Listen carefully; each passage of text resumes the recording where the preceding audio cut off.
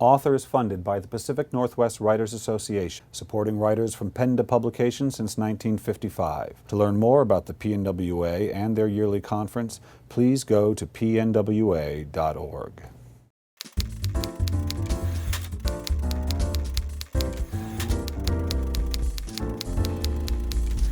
Hi, this is Bill Kenower of Author Magazine, and I'm here at Elliott Bay Book Company in Seattle, Washington, with Cory Doctorow, author of Pirate Cinema. Cory, welcome to Author. Thank you very much.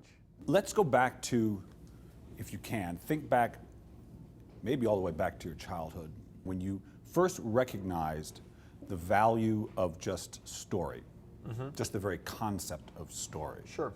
Can you remember when that began? Yeah. In 1977, my dad put us on the family dinosaur, and we walked down to see the Star Wars.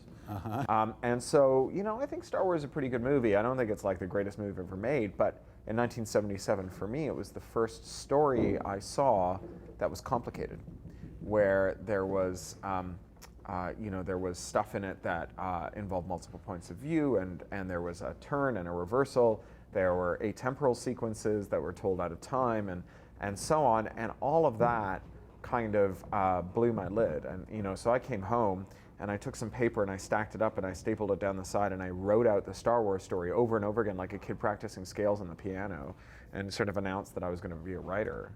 Wow. And so that was at 6 years old. Yeah. The average age is 9. Is that right? Yeah. Have you done a study?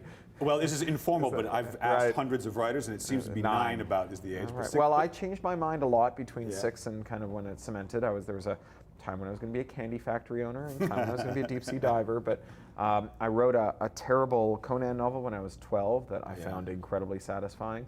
I started putting stories in the mail when I was 16. They started selling to the smaller magazines when I was 17. I always think there's like two halves to the writer's life. There's the writer, and then there's the author. And the writer's the one who's sitting alone doing the work, and then the author who's doing what we're doing right now. And was that a fairly fluid movement for you? Yeah, science fiction as a genre has this very porous membrane between writers and readers. And so I was already going to science fiction conventions by the time I was about 15, and meeting writers and meeting other readers and meeting people who were both writers and readers, identified in different ways.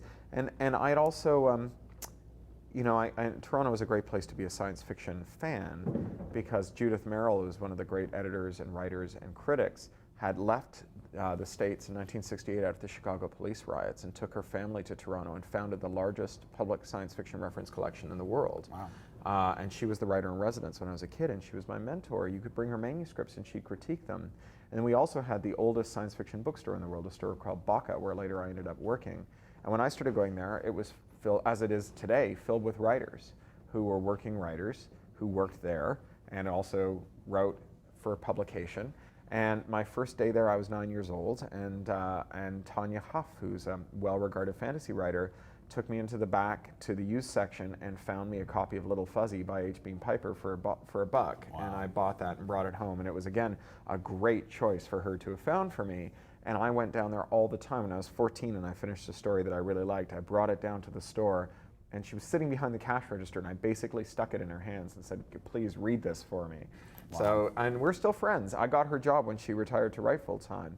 Wow. When I was 18, and it was a great place to kind of be around writers and to feel like anyone could do it, like the writer's life was. But that's important, I think. I've spoken to so many writers who have sat across from me, and then writers who are trying to get published, and that's one of the hurdles they have to get across, that it's something you can do. Sure. Not just, don't have to be dead or people who are far away, that it's it's doable. Well, and also, having both worked in a bookstore and known lots of working writers who were kind of in the middle class of writerdom, which is to say they had day jobs, I understood the extremely temporary nature of books. The book comes in, it's got a giant end cap. You've got 50 hardcovers the sales rep has convinced you to take. 48 of them go back. It comes back as a remainder. You can't even shift that. The paperback comes in. It's got a giant dump. No one wants that. Then it starts coming in used because we were a used news store. Nobody wants the used books. You discount them to 25 cents and put them out on the street. They either get sun-faded, rained on, or shoplifted. This didn't depress you? And that's the end of it. Well, I mean, I guess a little at first, but the other thing is that after a time, you just realize most books, this is what happens to them. You know, Right. the books are short-lived. And so I was around books, and I understood that books came and books went, and selling a book did not mean you'd made it. And I also understood that writers who'd made it still, by and large, worked day jobs and had unglamorous, normal lives just like everybody else. And that writing, for most writers in the trade, was a thing that occupied all their discretionary time and not a way that they came close to making a living. And so what that's meant is that for me, first of all, I feel like when I go into bookstores, I'm better behaved than a lot of writers when they do events. Right. And I have some empathy for the bookseller, but also I also feel like even though I have quit my day job and I earn quite a good living writing, I never take it for granted, and I never assume that all writers will do it, or it's just because of hard work or talent. And I understand that what I've got is the combination of, yes, hard work and talent, but also a lot of luck. Luck. Yeah. That word. You believe in luck. Well, I don't believe in luck in the sense that people are lucky. I believe that if you have a bell curve distribution, there'll be some people on the right-hand side. And what I don't think is that you get on the right-hand side. I think that to get on the right-hand side, you have to work and you have to be talented. But not everybody who works and is talented gets on the right-hand side. That fate rolls the dice. And some people get on the right-hand side of the bell curve and some of them don't. And that it's not to do with a special virtue of yours. When I have friends who are writers who write books that I admire from the bottom of my soul, whose books don't sell as well as mine, and I never think, oh, it's because my books are better, or because I want it more, or because I work harder. I think it's because, for a reason or another, my publisher figured out better how to get my books into the hands of my readers, or maybe I did with some of the other stuff I do, or some combination of this has conspired to make me the person on the right-hand side of the bell curve and not them. But there's no guarantee that I'll be there forever, and it's not because I'm anointed. It's because the dice came up in my favor. Yeah. So what did you learn writing pirate cinema that you're going to bring to whatever your next project is? Well, I've already written the next 2 books after Pirate Cinema. Well, okay. So I don't know, because it's been a couple of books. I mean, Bill Gibson says the book teaches you to write the book that you're writing. The book teaches you to write the book that you're writing. Yeah. So writing a book teaches you to write the book Yeah. that you've written. Yeah. So the thing about this very workmanlike approach I have to my work that doesn't rely at all on inspiration beyond the first inspiration is that it becomes very much a job. I Yeah. sit down, I finish in the middle of a sentence every day so I can type the first 2 or 3 words without having to be creative. Right. And I write until I hit my target. And there's days when the words feel like they're very good and days when they feel like they're really bad. But I can never tell the difference afterwards. It's like I'm convinced it's a purely endocrinological experience. It's like this is totally related to like my blood sugar and my serotonin levels, and has nothing at all to do with the words that I'm writing. Although obviously the words that you're writing are probably affected by your blood sugar and your serotonin levels. But I sit down and I just do it, right? I used to be very precious. I used to have the right mood and the right music and the right everything, and I was pretty miserable because the thing that made me happy and sane was dependent on a bunch of stuff out of my control.